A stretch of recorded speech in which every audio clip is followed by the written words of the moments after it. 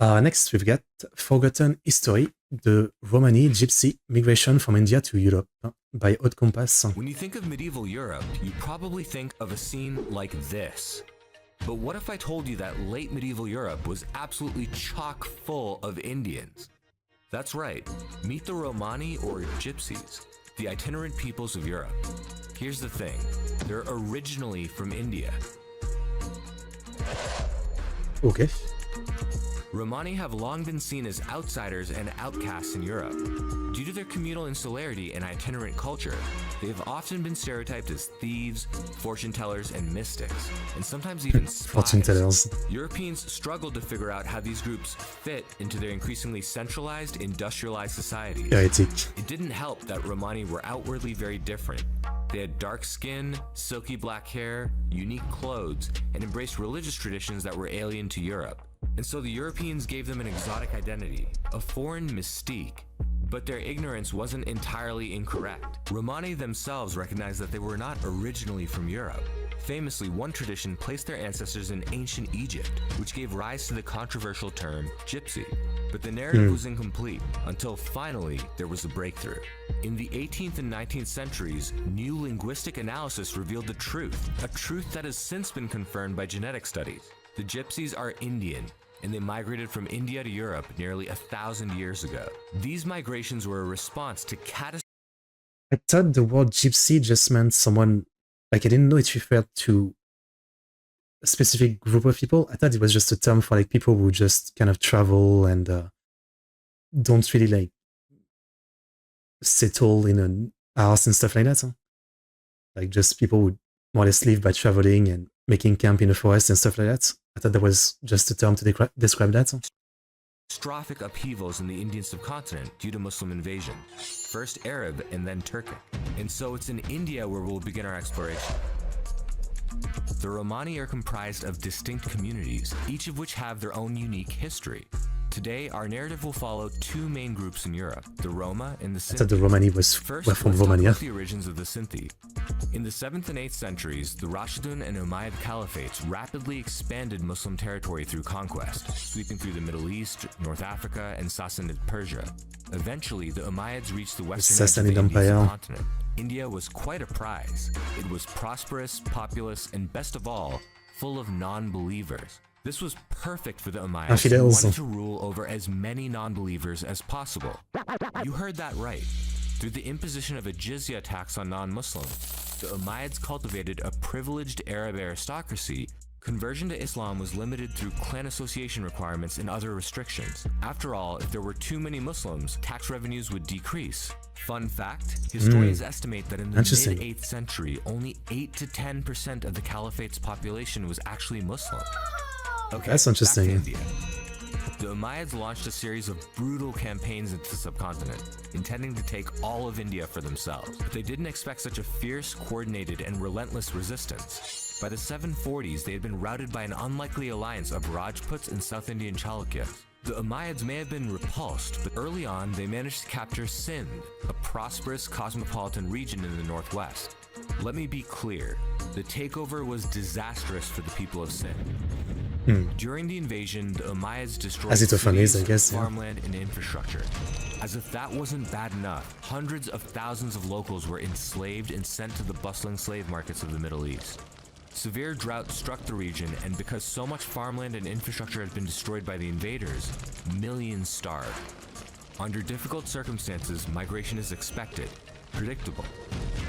And so the Sinti, an itinerant community originating in Sindh, began their long journey west, becoming the first of the Gypsy groups to leave India. But what about the Roma? Here's what we know. In the 10th century, northwest India was repeatedly invaded by a Turkic Muslim dynasty from Central Asia, the Ghaznavids. Under their ruthless leader Mahmud of Ghazni, they conquered large swaths of Punjab and Rajasthan and sacked Gujarat. Afterwards, they conducted annual raids in the subcontinent. The Ghaznavids used the plundered wealth from Indian cities to pay for expensive wars elsewhere. Like the Umayyads before him, Mahmud brought devastation, violence and instability, slavery, drought, and famine. Punjab and Rajasthan were especially hard hit during Mahmud's reign. And it's there that we find I guess in India you really the safer when you're at the bottom. Possibly known as Dam. Like the Sinti, the Roma were already an itinerant community at the time of the invasion. I don't know if there was any They were better equipped to sea migrate invasion south. before. And so, just as the Sinti did centuries before, the Roma journeyed west in search of peace and opportunity. Surprisingly, there are few historians who have contemplated this essential question. Why did the Roma and Sinti go west, towards the very empires that had just devastated their homelands? Itinerant communities traditionally provide a wide range of services: blacksmithing, craft making, cobbling, horse stealing, and animal care. They may also provide soft services such as performance art, fortune telling, and more. These services are valuable to settled societies. So why not migrate further east and south, deeper into the subcontinent? The answer is quite simple: competition. India was and is full of itinerant communities plying similar trades. As such, if the Roma and Sinti had migrated east or south, they would have come upon stiff competition and possibly even hostility from these regional itinerant communities. And here's an additional wrinkle. There were rich opportunities to the west. Remember those warmongering Ghaznavids that devastated Punjab, Rajasthan, and Gujarat? Well, the Ghaznavids didn't just wage war in India, they waged non-stop war with rivals in Central and West Asia too. As an itinerant community, they served a crucial role as military support for the Ghaznavids, with blacksmithing, animal care, and mercenary services. The current consensus is that, centuries earlier, the Sinti would have played a similar role as military logistics support and mercenaries for the Umayyads. Yes, my lord. That being said, there's evidence that the Roma and Sinti may have primarily worked as traveling entertainers and musicians, and certainly they had an enormous musical impact on Persia and the Middle East. In support of this theory, in the early 11th century, the esteemed Persian writer Ferdowsi claims that they arrived in Persia due to the request of a Persian king, Bahram V, who asked an allied Indian king to send musicians. Supposedly, 2 million Romani musicians were sent over. That many? Enjoying Odd Compass 2 content? million? We just launched channel merch. Support our content How'd you guys have 2 million musicians? featuring several of your favorite characters from Asian history. You can browse the merch in the shelf below this video, or the YouTube store tab on the channel page. If you prefer, you can visit the merch page directly through the link in the description. We hope you like it. It's a nice shot. The journey to Europe. Let's start with the Sinti. It's a long Based on the trek. Sinti language, we have some basic clues as to their possible migration route from India to Europe. Here's the thing. Migration and settlement is marked by semantic shifting. In Sinti language, it has only a small number of Farsi loanwords, between 7 and 60 in total. By contrast, the language contains hundreds of Armenian loanwords. What does this mean for their migration route? Due to this linguistic profile, the Sinti community must have moved relatively quickly through Umayyad Persia before establishing themselves in Armenia for some time. It's not clear why the Sinti didn't stay in Umayyad territory for long. Speculation abounds. The imposition of the jizya tax may have put unsustainable financial pressure on the Sinti, and under the Umayyads, they would have lacked the Arab clan associations necessary to convert to Islam and avoid the tax. We also know that by 750 CE, in Persia, the Abbasid revolution was in full swing. This instability may have convinced the Sinti to keep moving, away from continued uncertainty and danger. Makes Whatever sense. the reason, the Sinti made their way into a sliver of Armenia that was administered by the Byzantine Empire. It was a stable home, finally, but they were still outsiders. Byzantine records refer to Sinti The Byzantine and won't later last Roma forever. as Athingani, meaning person not to be touched or untouchable. Historians believe it's a reference to their cultural practices, centered on Vedic ritual purity. The Byzantines had a confused relationship with the Athingani, for they believed that the Athingani could wield an array of magical powers, and this was seen as both heretical Magic. and valuable.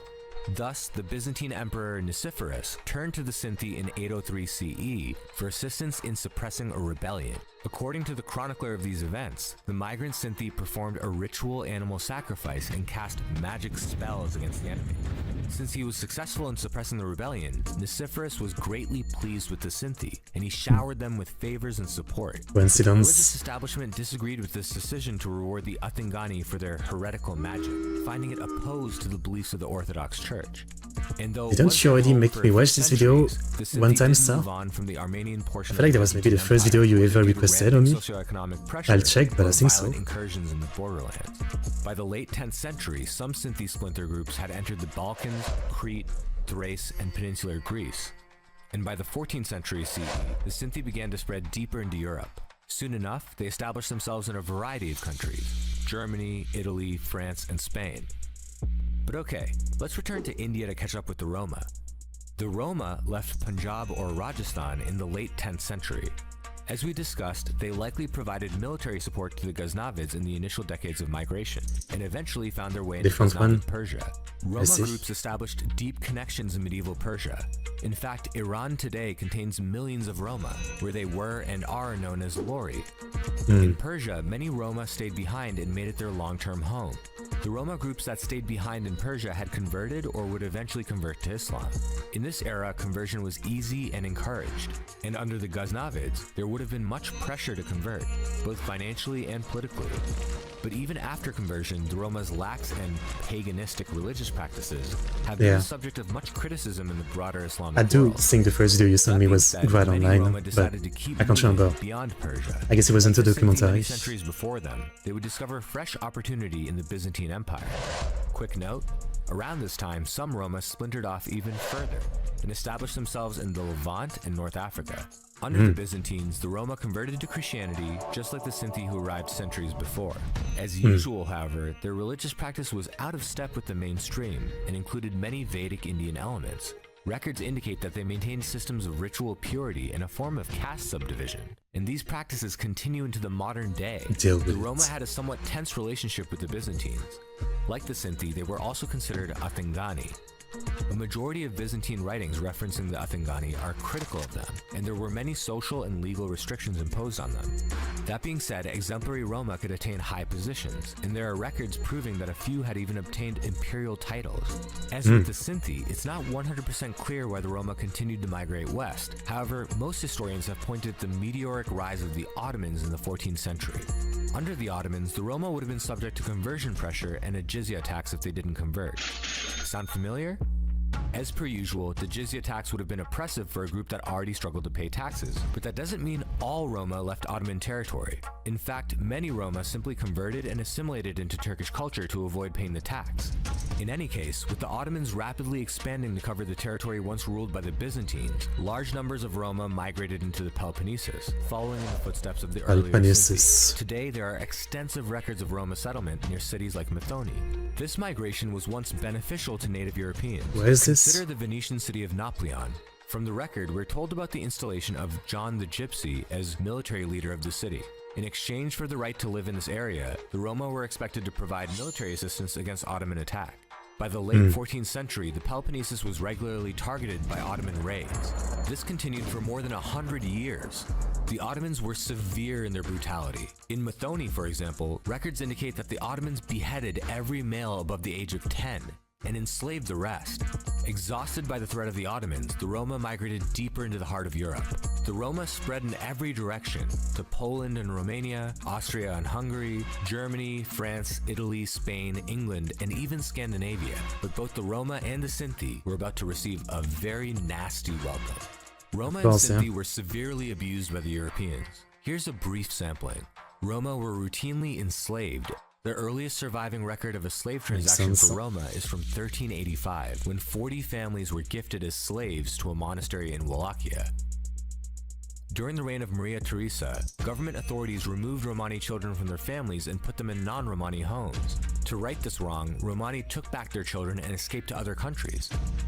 Roma and Sinti... Because I guess, like, earlier, it made, earlier they could provide service, right? But by this point, and when they get to Europe, maybe like, most of their service, maybe like performance and music, aren't really that sought after or something. So in the end, rather than being seen as like traveling foreigners with some useful knowledge and skills, they're just like immigrants, I guess, best way to put it, right? So yeah, not surprised that they were not received that well. I mean, the whole immigration thing, right, which is a problem to this day, was a problem back then. And people were obviously way more openly extreme in their response to it back then, I guess. They were viewed as spies and agents of the Ottoman Empire. This was hilariously wrong, of course, as they had actually fled the Ottomans and were seeking asylum in Europe. the practice of gypsy hunting. In the Netherlands and Switzerland, for example, authorities would pay prize money for severed gypsy heads. Locals hunted them for What the sport. fuck? Europeans made numerous attempts to destroy the Romani population. Take World War II, for example. It's estimated that between 500,000 and 800,000 Roma and Sinti died in concentration camps. In fact, the Sinti community... It is kind of insane. I was seeing some news recently. It might have been Slovakia, one of the country. Yeah, I think it was Slovakia. That up until like just a few decades ago, they would force sterilize Gypsy and Romani women in the country so that they wouldn't have more kids, because of this belief that, you know, they were a race or a type of people that would just, you know, like endlessly make so much more kids and, you know, overrun the country with them or something. So it was not even like something done by some crazy guy on the side. It was like a legal thing that would be done. And I was seeing something about that on Reddit recently, where like, you know, some of the women who went through this are like now getting justice about it, I guess. He was so badly devastated that today only a few 100,000 remain. And we see, yeah, we why know were that, you know, the genocide wasn't just the Jew, right? You know, there was like, we see Soviets, Poles, etc., but any ethnic minorities, right? And Gypsies and Romani were like a big part of it. There was a bunch of others that I'm not quite thinking on top of my head, but so many of them were basically like, you know, part of the final solution, right? So, you know, we always, I think most of us always think of the Jew first for good reason, right? But Hitler's thing and the Nazi's thing was like, you know, all of the minority that are not just pure German or pure like, what was his thing? Like pure Aryan? That was the word, yeah. Yeah. Roma and Or his Sinti idea of pure. Romani culture was alien to Europe. Thanks to communal insularity, the Roma and Sinti preserved much of their Indian cultural and genetic legacy. This made them seem foreign and alien to the Europeans, to an unacceptable degree. Familiarity with India was linked to acceptance. Consider that in nearby Persia, the Romani were treated relatively well. There they were known as Lori. The Lori were a regular subject matter for Persian Yeah, but not at poets. first. Early on, they Write that weren't. they were elegant, beautiful, that they played the flute, and that they were black as night. Romani excellence made native Europeans feel economically threatened. The most common occupation for the Roma and Sinti was the blacksmithing trade, and their blacksmithing was considered so they of still high did that. quality. The record is extensive.